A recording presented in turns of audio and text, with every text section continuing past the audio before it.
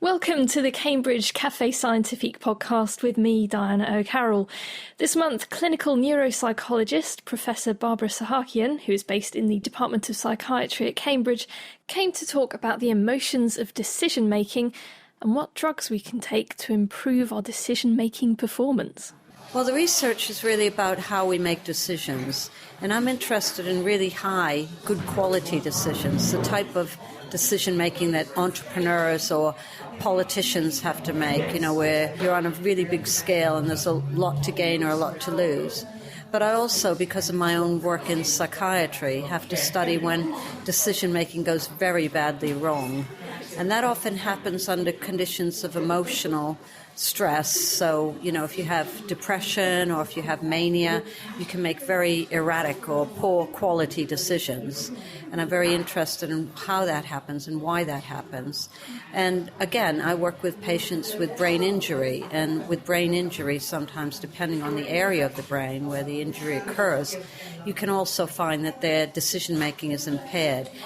And then on the other side, I'm interested in how might we improve that in people. So there might be cognitive behavioral therapies and other psychological therapies, but also pharmacological therapies, drugs that might help improve decision-making. Okay, so first of all, how do you go about measuring what a bad decision is and what a good decision is? Well, that's a great question, because the work that I do requires that we actually design and develop and invent new tests which are objective.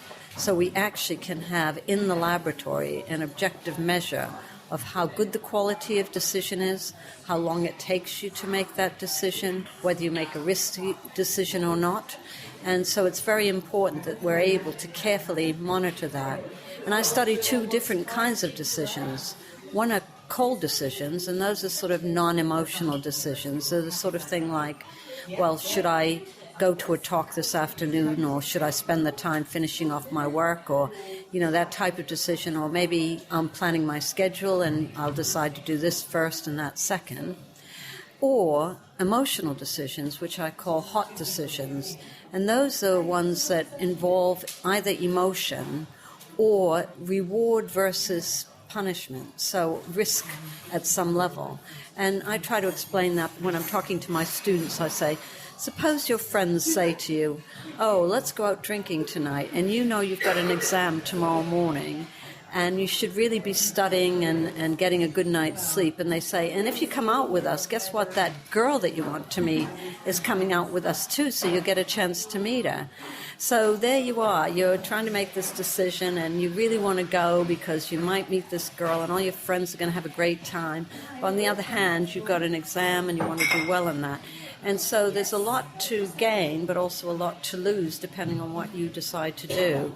And sometimes those decisions have to be made really fast. They're what we call time limited, because your friends aren't going to wait around while you make up a list. Oh, the pros for going out of this and the cons for going out of that. They want to know right away because they're off. When you were talking about a cold decision, one that might involve, do I need to do this work, or do I need to, wash the dishes, that kind of decision. Yeah. How do you go about saying that that's separate from emotion? Because personally, I might find work really boring, or I might find doing the dishes really boring, and so my emotions might come into it. So how do you go about separating that? Well, that's an excellent point, and I try to talk about cold versus hot decisions quite separately.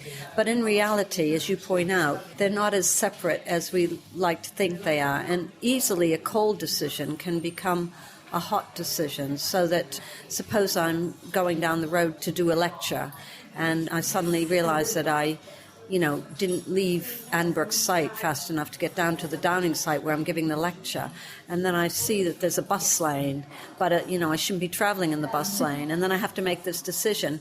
So what could have been a cold decision, if I'd left plenty of time, I could have just decided, should I take the Hills Road route or the Trumpington Street route, becomes a hot decision because suddenly I'm lacking time and I'm getting emotionally upset because I might be late for my lecture. And so, yes, they can switch quite easily between the two. Okay, and so how can a mood disorder affect that decision-making process then? Yeah, so what we've done is, in our group, I've studied patients who are depressed and patients who have mania, bipolar disorder, in the manic phase. And what we've found is that both groups tend to have problems with hot decision making. They make the decisions very slowly. And then also we find in mania that the quality of the decision can be very poor, and that relates to the severity of the mania. So that's quite important because we know that manic patients frequently might make bad decisions in real life. So, for instance, they might take their credit card and go out and max it out, suddenly when they're in a manic phase. So that fits quite well with that. So we've been able to study that and work on that. And children with ADHD also have problems with decision making, and they tend to not be able to evaluate risk in the same way that healthy boys would. And so we've been able to look at that, and we've actually found that Ritalin, which is a treatment for ADHD, can actually help with that, to normalize it a bit, that risky decision making. Okay, and what other treatments are out there that can help people with mood disorders try and make more helpful decisions, maybe even the right decisions, if there is such a thing? Yeah, well, we've been looking at cold decision making, and in cold decision making, where they have to do planning and problem solving, we found that you can get a good improvement in healthy people, but also patient groups with modafinil, which is a drug which we're not quite sure how it acts, but it seems to affect two chemicals in the brain, dopamine and noradrenaline, which is how Ritalin also acts, methylphenidate. But it also seems to have effects on other neurotransmitters, and for instance, it affects glutamatergic functioning.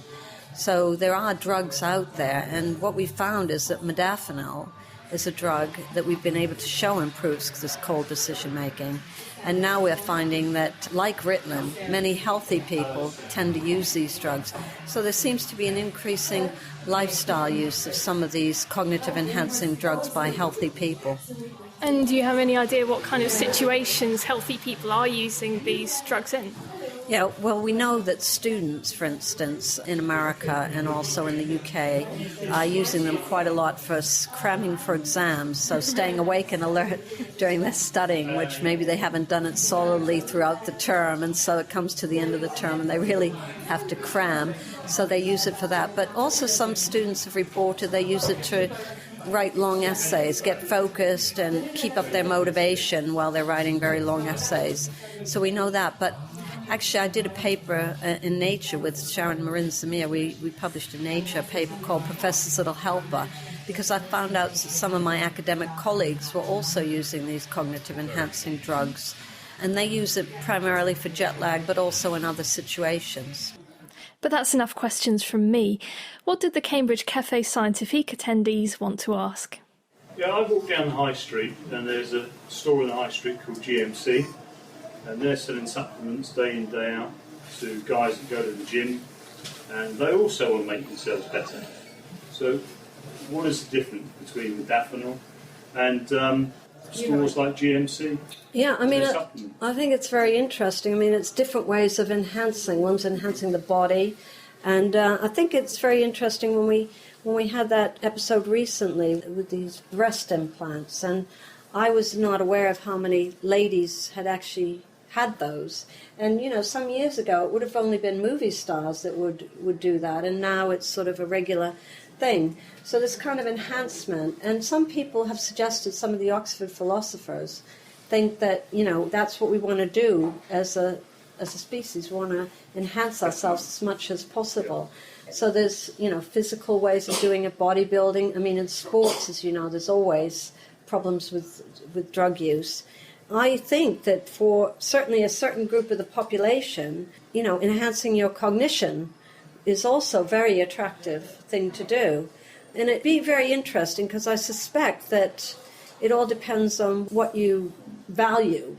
So if you value physique and you value, your ability to lift weights or something, that's the kind of way you want to enhance. Whereas if you value your intellect or other people's intellect, then or if you're trying to get on within a field which requires intellectual ability, that's what you value. So can you see that it's very interesting. Of acceptability? Well, I think that as it becomes more and more, because there is an increasing lifestyle use of these drugs, and as it becomes more and more prominent, I guess there will be more and more acceptability. But what I would rather see is to prevent any kind of harms in people buying things over the internet and taking these drugs when they might have drug-drug interactions or they might be counterindicated for them personally, is to have a more rational approach to be getting access to these drugs where they've done the trials in healthy people. Most of the use of the drug that we can see seems to be off prescription. How are you collecting data for both short-term and long-term side effects? Well, exactly. This is the problem.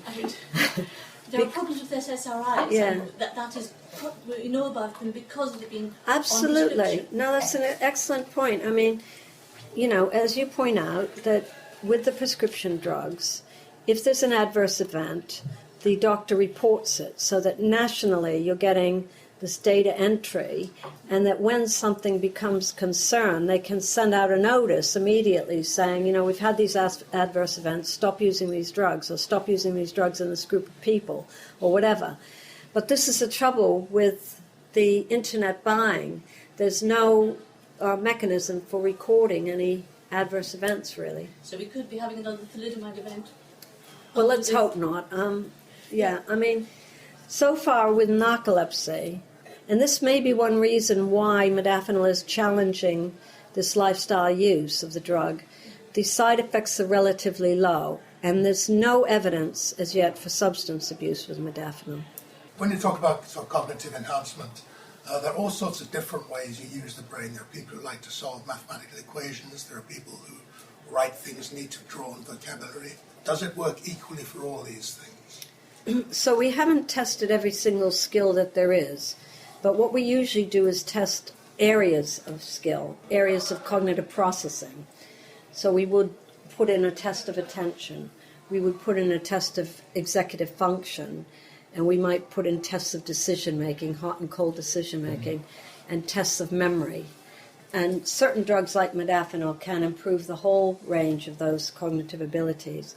And it's interesting because some people say they'd like to use cognitive enhancing drugs because they've never been good at this. So like they've never been good at, navigating through space, or they've never been good at, word finding when they're, lecturing or something. So they'd like to sort of improve that. And I often make the point that, I talk about the optimal level of arousal for optimal performance, which is what you need. So we all know that if we're overexcited, if we're nervous, we can't, give a good talk or perform well because we're too nervous. But then if we hadn't had enough sleep and we're dozy, we don't give a good talk because we're too tired. So we really want to be in the right place to do the right thing. But if I were to ask people here, how many people feel that you're performing today or this evening or that, earlier today at your optimal level? I mean, how many people felt, yeah, I got a good night's sleep, had a good meal, feel great, and I'm at top of my game? Just the one, so. Two, okay. So this is the thing. I mean, so many of us don't get a good night's sleep. It's too hot. It's too, we have small children. There's this, there's that, and we're stressed. So frequently we're not at our optimal level of performance, even as healthy, normal people. I guess what's the back of my mind, I was reading this book by Brian Butterworth, who talks about two different parts of the brain doing different kinds of arithmetical problems, either very digitally accurate ones or sort of estimations. And they're different parts of the brain. Right. So you might expect that they're affected differently by these drugs. Yeah. And certainly there are some drugs where, some of the drugs like Adderall, where sometimes you can improve one thing, but it's at the detriment to something else, and maybe that's what you're sort of suggesting. But with modafinil so far, what we've seen is either you get an improvement or no change. We haven't actually seen the detriment side of things. I wonder if I could raise a social issue, which is that as these enhancing drugs become smarter and smarter and more widely available, I cannot see them politically being provided free through national health services around the world, because it seems to me, whereas the sick, there's a sympathy for them and a feeling, yes, out of tax we should pay for them to become healthy, I can't see the population saying, yes, we're happy to pay our taxes for people to be enhanced. So that suggests that whole industry would be in the private sector. And it rather alarms me whether this could increase inequality, not just within the country, but worldwide, in that wealthy individuals and wealthy countries would be able to afford all this enhancement, the others couldn't, and there could be almost a vicious circle where those that could afford it became even wealthier, and that, I don't know how we can stop it, but it seems to me one rather alarming implication of this is that it could reinforce inequalities in society. I think a number of people are concerned of that as a sort of ethical issue that, one could say, oh, now we've got these drugs, we can decrease inequalities by giving these drugs to people who had a bad start in life, and maybe we could help enhance them so they could get better jobs and get better pay and that sort of thing. But a lot of people point out that they'll probably have to pay for them, and then you'll just increase the disparity in society, which does become a social problem. I know that when I was over lecturing in America, there was I was reading the New York Times, and there was actually an article about a doctor who was actually giving Ritalin, I think it was Ritalin, it was certainly stimulants, to children who were not labeled as attention deficit hyperactivity disorder. They were just not performing very well at school, and he felt that their families were very chaotic and not trying to help them, and he felt the school was not interested in them because they weren't performing that well. And he said that, for him, he could either try to do something to see whether that improved their performance at school or do nothing. And he decided to do something. But it was quite a big story because normally, of course, you have to be labeled with a disorder to get a treatment. And I presume... Did it work? Yeah. Did it work? That I don't know because, unfortunately, they just highlighted the fact he just started to do it. So whether it actually was beneficial. But I have no reason to believe it wouldn't, because my studies have shown that we've done studies with Cambridge undergraduates and been able to show that Ritalin can enhance their performance. So, they're obviously quite bright to start with. And we also know that in patient groups. So what I'm saying is the drug's not acting differentially. It's a cognitive enhancer. But the amphetamines will act on the baseline, whereas modafinil doesn't matter whether you've got a poor level of performance or a high level of performance. It seems to improve both. If you want to find out more about Barbara Sahakian's research, she has a book out and it's called Bad Moves, How Decision Making Goes Wrong and the Ethics of Smart Drugs. It's on sale in all major book-selling outlets. That's it for this month's Cambridge Café Scientifique podcast. Details are on their website. If you'd like to attend the next talk, you can find information at cambridgecafescientifique.com. The Triple Helix Café Scientifique podcast is sponsored by the Medical Research Council and was produced by me, Diana O'Carroll.